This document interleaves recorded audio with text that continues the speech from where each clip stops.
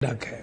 प्रियंका कक्कड़, आज मैं समस्या नहीं हल की ओर आपको ले जाना चाहूंगा। सीधे हल क्या है? आम आदमी परेशान है और इस परेशानी में भी जो ये बात कही जाती है, नहीं जी रुपया कमजोर नहीं हुआ, डॉलर मजबूत हो गया। अभी बाहर जो बच्चे पढ़ रहे हैं हमारे, उनका जिक्र कर रहे थे राजीव रंजन। एक बड़ा तबका ये भी है, अरे बच्चों को बाहर क्यों भेजते हो पढ़ने के लिए?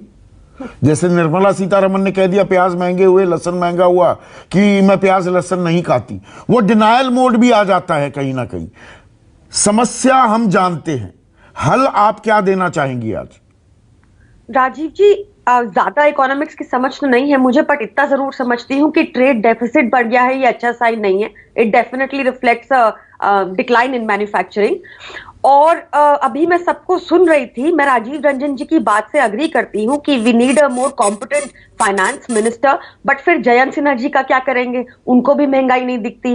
भाजपा में तो ऐसे कई एग्जाम्पल्स हैं जहां पे उनको महंगाई दिख ही नहीं रही, दिस डिस्पाइट द फैक्ट कि the economic adviser to the PM, इसी साल की बात है, मार्च की शायद, जब उन्होंने लिखा कि इंडिया में आज अगर आप 25,000 रुपया कमाते हैं तो आप इंडिया के टॉप 10% में बिल्कुल है। ये सरकार का आंकड़ा है जी, ये सरकार का आंकड़ा है। तो अगर हम इंडिया के टॉप 10% में हैं 25,000 कमाने के बाद ये हालत हो गई है देश की, तो सोल्यूशन क्या है? नहीं, इसमें मैं कुछ और आंकड़े जोड़ दूं, और इनका जिक्र दत्तात्रेय होसबोले जो सर कार्यवाह हैं आरएसएस के, उन्होंने भी जिक्र किया कि 1% आबादी इस देश की 22% कमाई उसके पास जाती है जी।